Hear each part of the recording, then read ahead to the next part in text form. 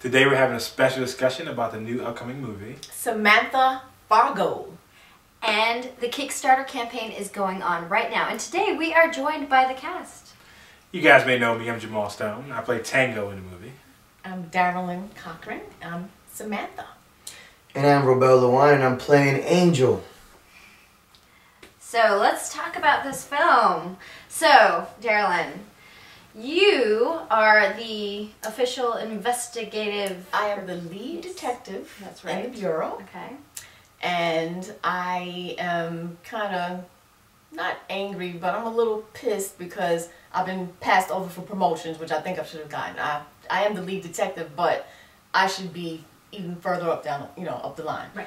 And so I take on extra work. I jump into everything I can get into. So right now, I'm like when the movie starts out, I start like I'm on a stakeout. We're like, busting drug dealers and all that type of thing. That's what I mainly do. And I go on a stakeout. I end up busting this dude. I'm not giving away any spoilers. It happens in the beginning. And he becomes my informant. That's pretty much all I can say about our relationship that we're going to have. Gotcha. I don't want to give anything away, but he's my informant to help me take down certain drug dealers. But there's one main one that I'm looking for. And that's what my mission is to get this head drug dealer off the scene, out of the way. Awesome. This guy here. Right. Kind of Tango.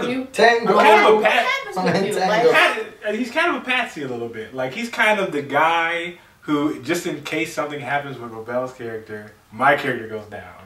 Like, he's kind of the backup. You like my little bitch. Something like that. Yeah. They use Tango a little bit. Tango's like the second informant. He's like the second unofficial informant. Unofficial informant. He's always there. He's like this guy, like he's my informant, but I keep him. He's my confidential informant. Right. This guy is just like I'm on the books, he's off the books. The one that they steamroll. He's like a little bit. Yeah. He has his problems, but he's a good guy. I think he's inside. He is a good guy. And I think Samantha Fargo, she really, I don't know, like, okay, I'm not going to give you her backstory, her life, but I would say maybe she had or has younger brothers, so she, like, relates to the young guys, wants to see them do, okay. You know what I mean? And I think she kind of takes a liking to Angel, and I think it comes out that you're, like, very poetic. Right? Aww. Yeah, he's kind of like, he likes to write. And she's kind of like, I'm feeling like, this guy had potential. Like, he could have really been somebody because he's very creative. But he's addicted to some drugs. He just stuck, he's like a good guy stuck in the middle of an ugly world. Like victims of their environment or whatever, Like, and I'm not helping you at all. Maybe turned out better. And I guess Samantha Fargo can sense this, so she kind of wants them to be okay, But things don't always work out the way you want them to, right? Alright, so I have a question because you see a lot of comparisons to the Foxy Brown character because you don't see a lot of really strong female roles that really kick ass lately. So is there anybody that you are using as an inspiration aside from Foxy Brown, or what are you going with that? And it's not even really like serious Foxy Brown. I mean, She's more, I would say, probably, I just use Foxy Brown because at that time, her era, she was like the main female detective on the scene. She was like it. But, she reminds me more of like a teacher, so to speak. Someone who like cares about, Foxy Brown was into like taking down a bad guy, but Foxy Brown was always more on revenge. I'm not doing this out of revenge. She had brothers and stuff. Foxy Brown was usually on a revenge type of thing. If you remember her movies, I don't know. Me, I'm more like, I really care about my community. And I really care about the people that I want them to do. Well, I didn't come from much, and made something of myself. And I think her father may have been an officer too. I'm not sure. But she's more like, if I wasn't a cop, I would have probably been a teacher. Samantha would have been a teacher. I like that. You know kind of how I feel about Samantha? I kind of feel like she's been through so much, and being a woman in the in the police department in that world. You never got credit for the cases and everything that you've done. And at this point, it's like, you know what? You're just trying to do your own thing. You're trying to away from them. You're like doing everything you have to do and dealing with me and going a little further than you're supposed to. Because she does go against the grain a little bit. She really does. She does do things without, you know, the head's permission. And that uncovers some ugly truths. Yeah. You know, they didn't want you to do that. So.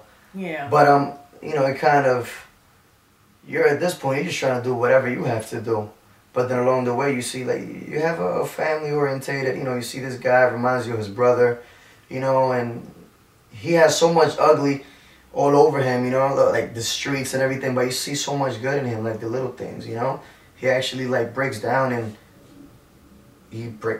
gives you his poetry and everything like that, and then you touch on a side of him that a lot of people don't see. That your chief wouldn't even see. Like, he doesn't care. He's just trying to get him, use him, and get rid of him. But she has a couple different faces. Like most of the cops or the people that she's worked with, like even like Link, the one that comes in as another character in the film. Oh, yeah. They're just about getting their busts, you know, their record. Okay, I have 10 busts here. I got 10 busts this month. I want to get the busts, but I really care about the, you know, like I really care about the people, you know. They're just more like just, you know, whatever. Link doesn't care about anything. The chief Schmidt, the lawyer, that's another character who's not here as well. They don't care about. I'm the only one that seems to just like really care about. Now, can I ask you, Samantha? Do you think that might be your weakness? The fact that you care so much, the fact that you want to go up the ladder. Weakness and strength.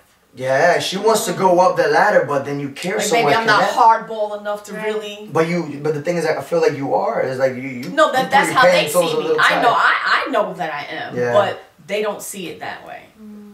I would imagine. But you think that's one of Samantha Fargo's weaknesses is the fact that she actually cares, and then she cares so much about this guy and me. In that job, it's probably, if she was a man, it would probably be a whole different story for her. Right, like even if they are breaking the law, she can see the humanity behind the veil. Yeah. I like that though, because there's so many. I mean, in the stereotype of like cops in general, it's just like, you know, stop and frisk, this and that. Nobody gives a shit. Or, but you know, it's so. It's I have a little more compassion for them. Absolutely. You know what's pretty cool? I actually think this is like in the perfect time, because it's sad to see that, but we're still living in a day where women, you know, don't get that much credit, but it's actually changing. Right now in the army, women can actually be in the front lines now and everything. Well, they've been in the front lines. It's just now they're technically. They're actually Exactly. So you know, so it's actually like perfect timing, because the tables are turning, and it's like, okay, Samantha Fargo getting some credit. You know. Yeah.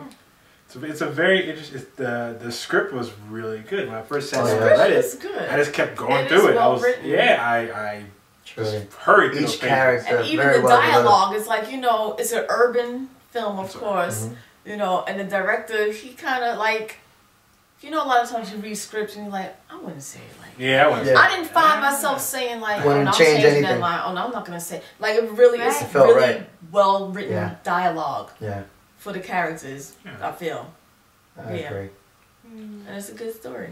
Yeah, and again, strong women are so rare in film nowadays, unless you're taking your clothes off. So I know. There'll be none of that in this. She's just gonna be kicking ass. So taking names. So guys, Samantha Fargo. This should get started. When do we expect to start filming this movie? Summertime. I will hope summertime. Thinking, well, it's springtime now. I would say summer. Midsummer, yeah. Couple of more months. So right now we have a Kickstarter campaign going on, and we have a few weeks left. So if you guys want to donate and help us out, contribute to the film, that would be great. Everybody, thank y'all for coming, joining us on the Cinema Couch. Thank you for having us, man. Look for Samantha Fargo. Look for Samantha Fargo. The Kickstarter campaign, the link is in the description. So go check it out, guys. Check it out, guys. There's sex, there's guns, there's action, there's everything. Yes, there is. There's a sex scene. There is a sex scene. As a man, I remember that. Yeah. We don't know who's going to be in this sex scene. We don't know. So keep your eye out. You know, that's a little, you know, but it's a little bit of everything, man. There's a lot of action in that movie. A lot of action. A lot of action. One-stop shop. Yes. All right. Thanks for watching, guys.